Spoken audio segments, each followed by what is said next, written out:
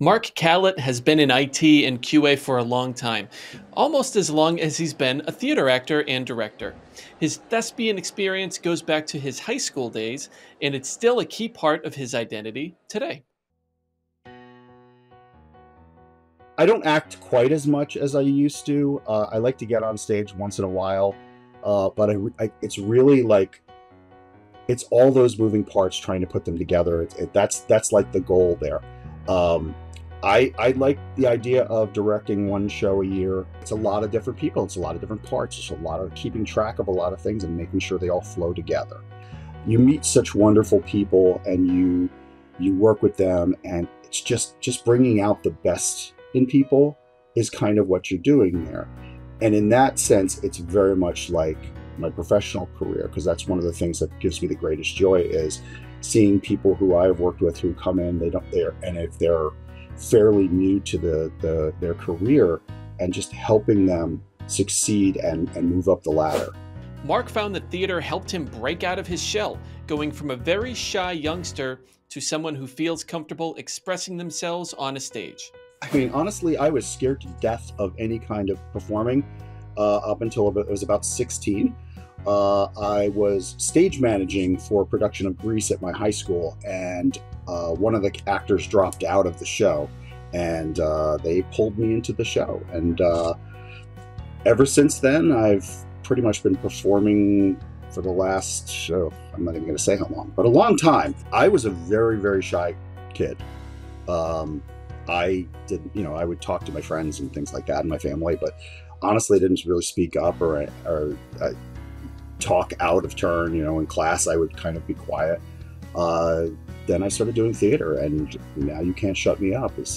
So some people might actually have a problem with the fact that I did theater, but it was definitely something I felt that changed my entire perspective on my life in terms of how to deal with people and how to interact with people. And you think you're just putting on a character, and you're pretending to be someone else, which that is part of it, but it does get you more comfortable in front of other people. It gets you comfortable in how when you approach a part, you're also approaching people. You're kind of people watching for a little bit to try and understand how to play a character, and some of that becomes really helpful later on.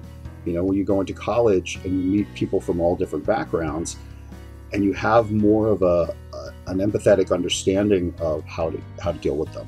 Oddly enough, an arts background is somewhat common in QA, as creative individuals often have creative ways of finding defects and solving problems. I definitely think in terms of my management career, it has helped me more than anything in terms of that empathy and that sort of trying to understand people. The connection I finally made throughout my career it's one of problem solving. And that's pretty much everything. Theater is solving the problem of how do you stage this for people to understand what you're trying to say or what you're trying to do. Art is the same. You're creating something. You have even if it's your own mental problem that you're trying to solve. You have I have this idea. How do I get that idea across? How do I create something that speaks to people? That's a problem solving situation. IT it's literally problem solving.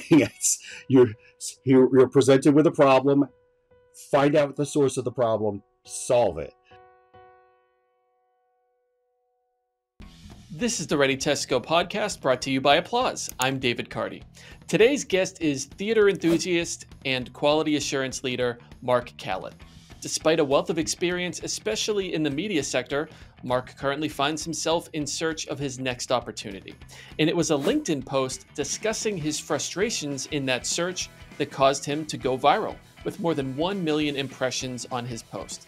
People across his extended social media network related to the challenge of finding work, including the effects of ageism, a market flooded with recently laid off workers, and the discouragement of automatic rejection emails.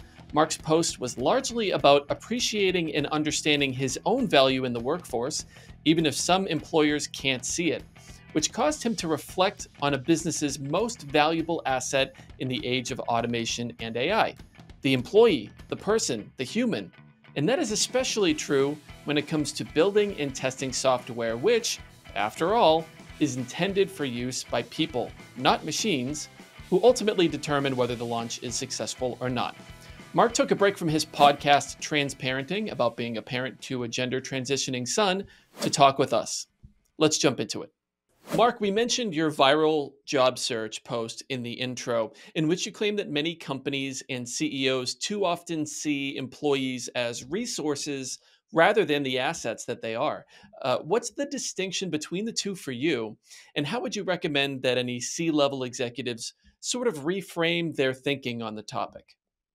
I think it's more about if you're seeing people as resources, it's like cells on a spreadsheet. There's no distinction. They're numbers. They're nothing.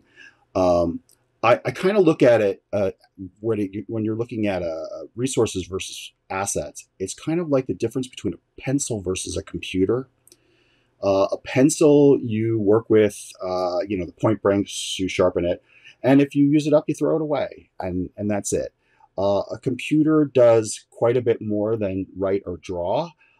You generally, it's expensive, but because of that, you get a lot more use out of it, and it's more versatile than the pencil is.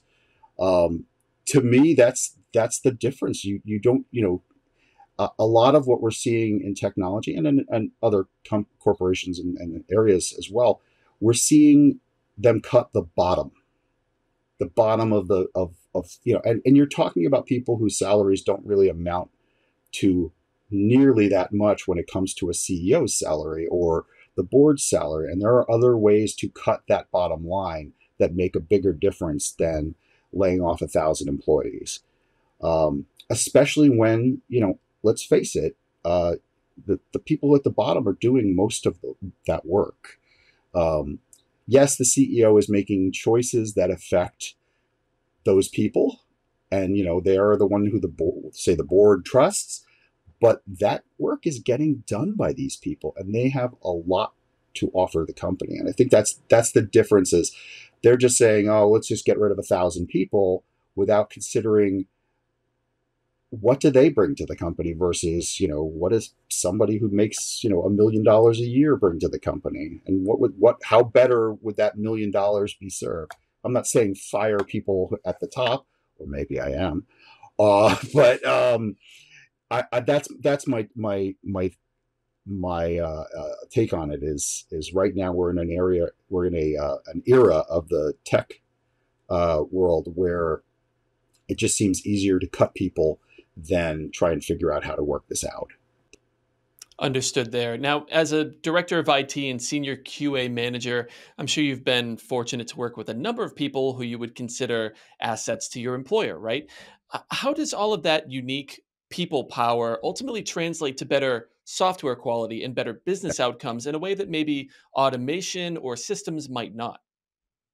Well, I think it's a matter of different perspectives. When you're proofreading your own manuscript, your mind is going to fill in pieces, so you can't really proofread it yourself. You're gonna see the errors and go right over them, because in your head you're going, well, what I meant was this. You need a different perspective to look at that. That's why you have someone else proofread it. It's similar with software in that one person looks at it, they see this, but they may miss these errors. This other person looks at it, they can see it. With automation, you're programming it. You're programming it to do a specific job, and it's going to do the specific job the way you programmed it. So if if there's an error in the programming, that's a problem. If it comes across something it's not programmed to catch, that's a problem. You don't have that same problem with people. You have the more people you throw at a problem, well, the more people you throw at a QA in a problem, I think the better, because you're able to catch things. No single QA person is going to catch everything, because that's just not possible. But if you multiply that, you grab a number of people and you have them look at it they have different perspectives. everybody's mind works differently, and they're going to look at it differently, and they're going to catch more bugs than automation would. Automation is maybe more prone to institutional blindness because of how it's programmed, as opposed to people that can offer a different perspective, even if people are also prone to some institutional blindness, right? Correct. Yes. Listen, automation is great. It just cannot work alone. You need the human element. Um, People are more versatile, and you're going to hear me say versatile a lot in this conversation, because that's one of my main ideas in QA is you have to be versatile. You have to be able to move and turn on a dime, and it's something that automation can't do. Automation is a great tool, but it's a tool for people. So Right. To turn on a dime here, let's keep on the digital quality thread. You've built and reorganized QA teams from the ground up, right? Aside from technical requirements, what sorts of characteristics do you personally prioritize in a candidate on a QA team? Is there an undervalued trait or something like that that you find particularly important? it's funny, because when we would be searching for people, we would say there were, well, I wouldn't say we say, I would say there were three qualities I wanted. One of them is technical, and one of them was versatility, and the other one is personality. Um, I would usually say the personality is actually more important, because you can teach people the technology, and you can kind of teach people the versatility, but the personality, the enthusiasm for the work, the attention to detail aspect of things too. Those are the things that you need in order to be a good QA person. You need to be able to track those changes and have a good memory. Um, so I always think personality, because you can have somebody who's a real grump who can't work with anybody. And I'm not saying everybody has to be friends. You never, you don't have to be friends, but you have to work together.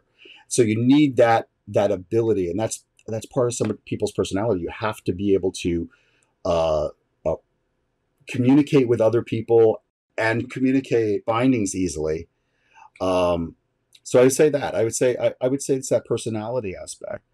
And again, versatility is going to be all through this conversation. I heard at that time. Uh, you know, I think that must run in stark contrast to maybe on the dev side or the product side, right? Where they might require or prioritize that technical level of expertise a little bit more, right? I mean, does that sometimes maybe clash a little bit when you look at how individuals are hired across the company or across the organization? I've seen that. I've seen, there was a time at my last company where they put basically every single person that they were going to hire through a dev interview. And, for a while, no one was getting hired, or except for devs, obviously. But, because, and some of that also comes down to, like, if you're a QA person, or let me say it a different way. If you're a dev, you don't really want to do QA. You don't want to do program management. So why would people looking for those jobs with those skill sets want to acquire a dev skill set? And of course, if you have the dev background, why not be a dev? It was a weird time for the company, and we finally were able to be in control of our own hiring. And yeah, it's definitely a different mindset when you're. And I can't speak for devs or program managers, because obviously I am on the QA side, but it seems to me the devs are incredibly tech driven. Like if you take those three that I mentioned, personality, attention to detail, versatility, they're tech, and they have hopefully the enthusiasm for tech, and they are detail oriented. But that's, like, all of those things are more important than personality, because a lot of dev work is heads down, but you're focused. That's why you see most devs with headphones on all the time. They are focused on what they're doing. They're listening to music or whatever helps them get that job done. And I can totally respect that. QA and program management, to a degree, also, those are more social there's more of a social aspect to it, because they're I have to communicate my findings. But for QA and program management, you there's definitely a communication aspect that has to happen. Or how do you communicate what the software should be and what it's actually doing? That's going on around the dev, and the dev communicates within that. But like for them, the most important thing is getting it done. We have to get this done, get it out, and then we have to crap all over it, basically. I always look at it as a more of a challenge. Like I work best with the devs who kind of say, okay, I finished my work. I dare you to find a bug in this. And it's kind of a tongue-in-cheek challenge. It's more of a friendly challenge, because I've never come across a piece of software that hasn't had a bug. But I mean, but they should have that much confidence in their work. And then we should also be confident, like, oh, we'll find a bug. Right. And you hope that as things evolve, people are sort of moving forward with that idea of digital quality being at the forefront. And that's a little bit more of a shared goal moving forward. At least that's the utopian sort of view. Well, the goal is to create good software. I mean, that's really what it comes down to. So you hope that we all have that same goal at heart. So now, as opposed to automated systems, people, of course, they have their own personal and professional issues that they need to work through, acknowledging that those issues can be quite numerous, quite diverse, right? How do you try to coach team members through their struggles and challenges while also maintaining some level of productivity? I imagine it's a little bit of a balance, right? Yeah, it's definitely it can be a little bit of an issue, but I mean, what I've tried to tell every team that I've ever worked with is I'm there for them regardless. I don't need to know the details of what your personal struggle are. If you want to tell me, I will be there for it. I don't have all the answers. I have empathy. I will listen. I will, be there for you. If there's something going on with you, it's best if you let me know that there's something going on with you. You don't even have to say what it is. But then I can we can cover for you. We can give you the time or the focus that you need to handle this problem or deal with the problem, and not let the work suffer. I mean, obviously, family's always going to come first. And most of the time I'm not working on, any of the products that I've worked on have not been, life-saving products where, a split-second decision changes someone's life. But we've had people have, family emergencies and things like that. And I always say that we close the ranks. We make sure that we cover that work for that person. And at least that's what I've tried to push out to the teams. And, it's really great to see when someone in like a Slack channel says, oh, I have to take, I'll go with a lower one. I have to take the dog to the vet because he's throwing up or he ate a tennis ball or whatever. And people are like, I'll take care of, the PlayStation or the whatever they were working on. I got it for you. Don't worry. Like, seeing that knows that I've succeeded in kind of establishing that trust and that sense of community within the team. I'm curious if there's a particular type of methodology that you prefer to adopt as a leader, or that do you try to let your team sort of influence that decision? How do you come to that conclusion? I think the team, it's a little of both. I mean, I go in with I want them to trust me, and I feel like I have to earn that trust. I don't think it just comes with, I'm your boss and you have to trust me. I have to show them that they can and that they should.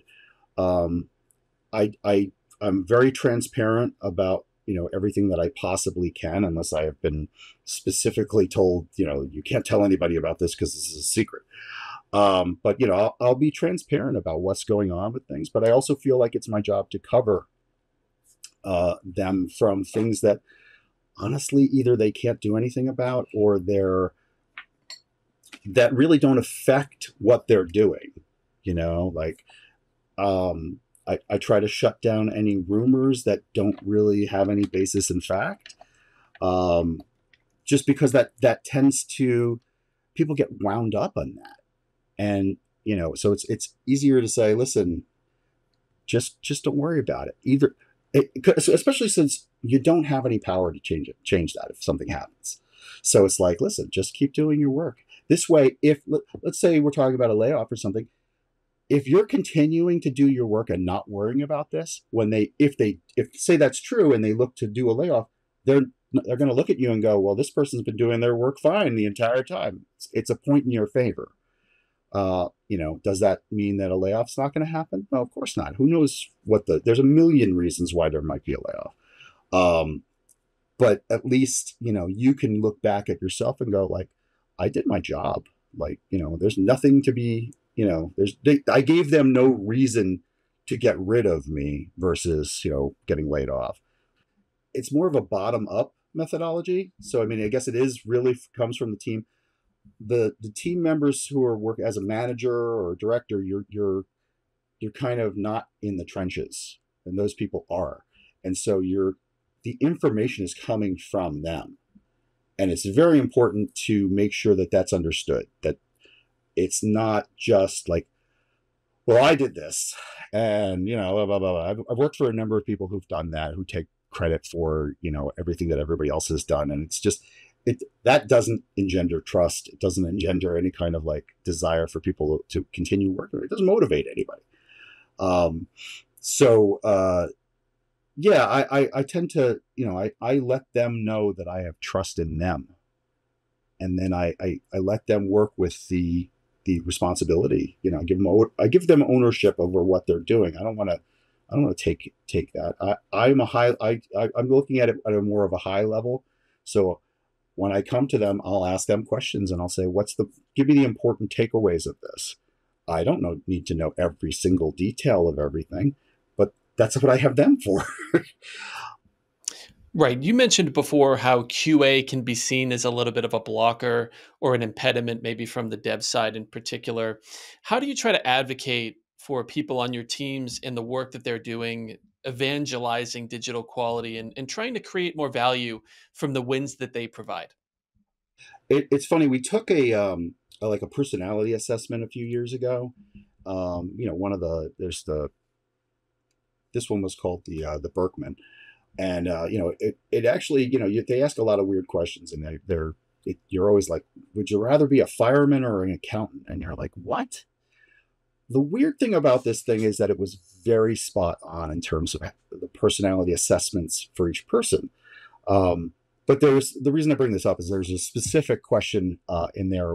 I don't remember the details of the question, but it was like, they separated us into squares on the floor, and it was like, okay, for this one, so you had like 7 people in that one and 3 people in this one and 10 people in that one, and then there was one square, it was just me.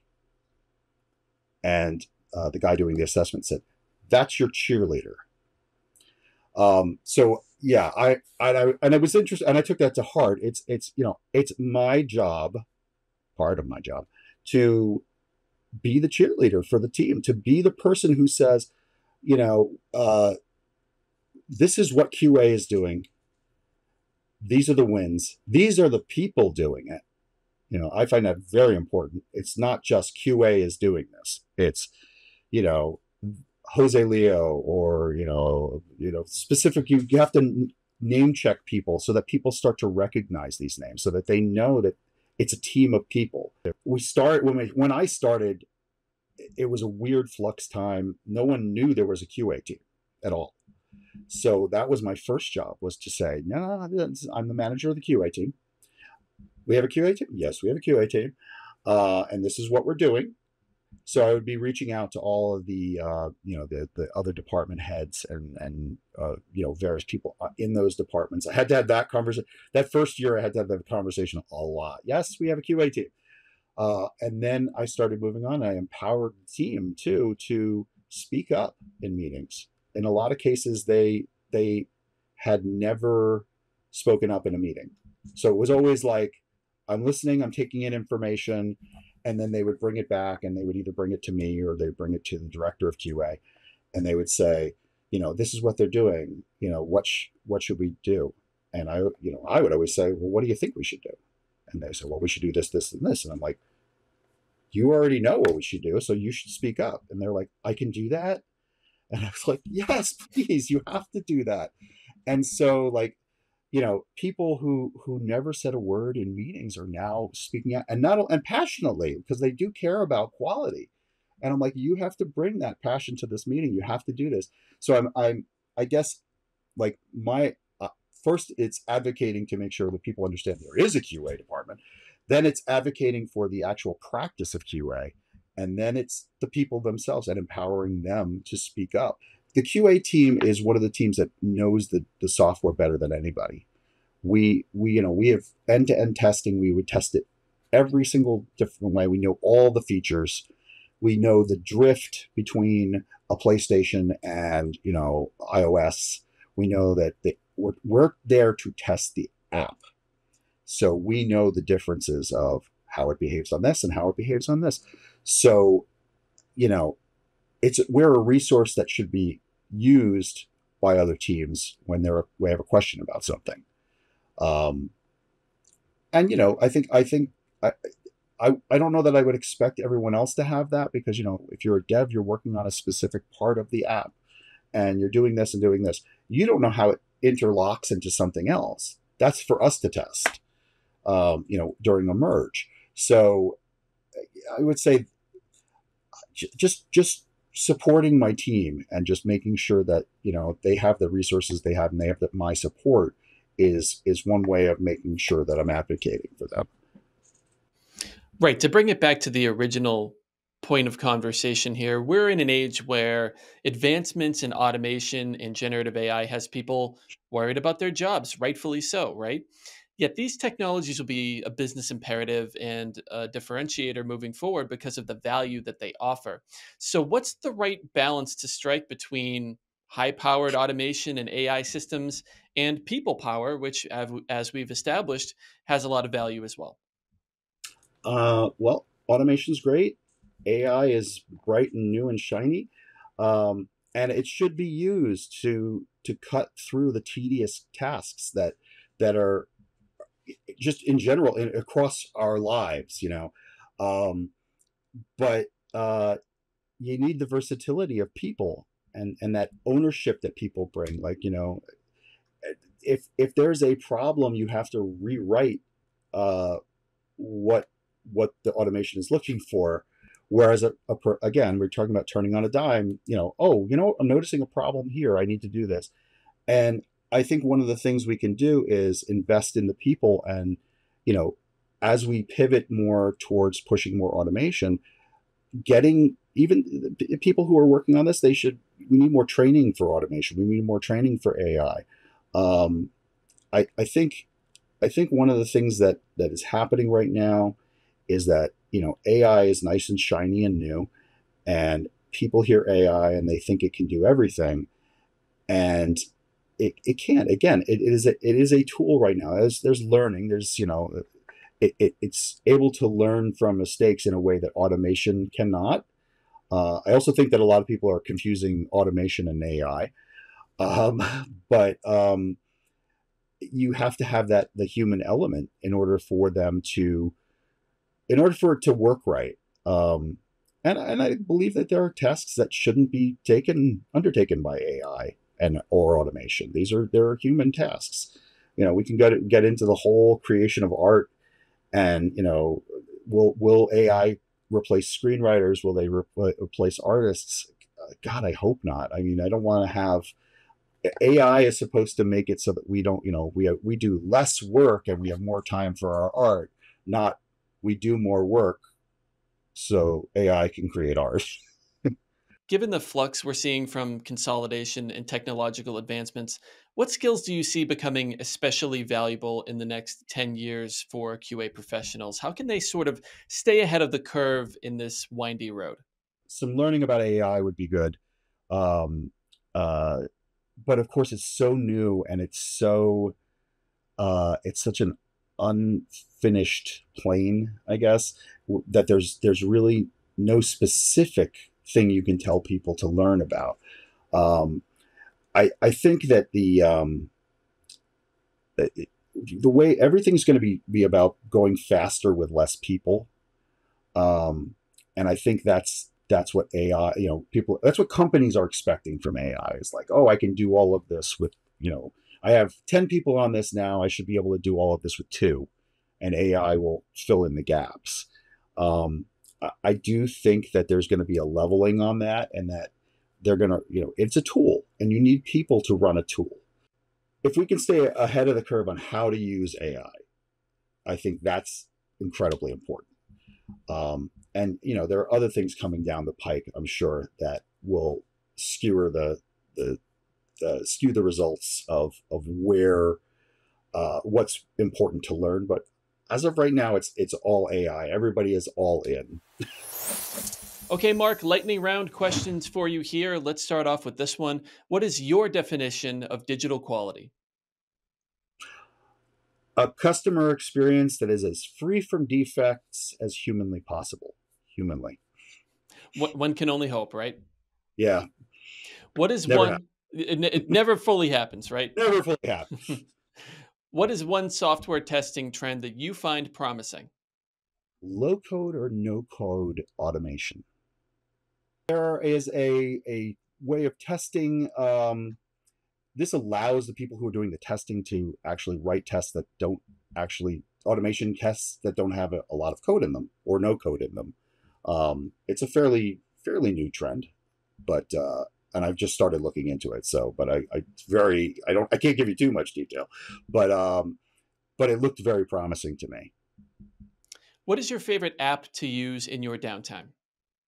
I thought about this for a while, and I was kind of trying to like, oh, what is my favorite app? And like, I think it's Overcast, which is a podcast app. I listen to a lot of podcasts, and sometimes while I'm working, sometimes while I'm driving. And I realize I'm like, that's probably the app I use the most. I mean, there's email, there's Slack, but Overcast, it's hours and hours of podcasts. I'm almost at the point where I'm at the end of my list of podcasts that I grabbed. So it's working pretty well.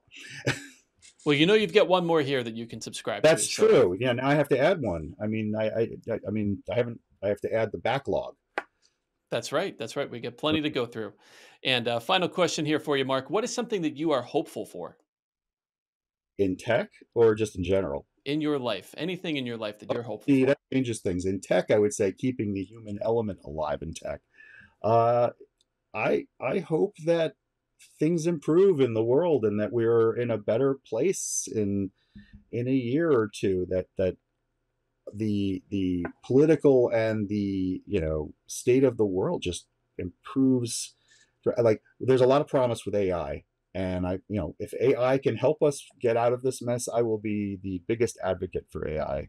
I am cautiously optimistic about AI, and but I am a huge, I am the devil's advocate when it comes to picking it apart. Mark, this has been a lot of fun. We appreciate you joining us. Thank you. Thanks, David. It's been a lot of fun for me too. That was Mark Kalet. You can find him on LinkedIn or check out his podcast, Transparenting, on Apple Podcasts. Thank you to our producers, Joe Stella and Sam Susala, and our creative team, including Megan Golick and Carly Searles. You know what to do. Subscribe, drop a comment, leave a review, or just let us know what you think about the podcast by emailing at podcasts@applause.com. We'll catch you next time.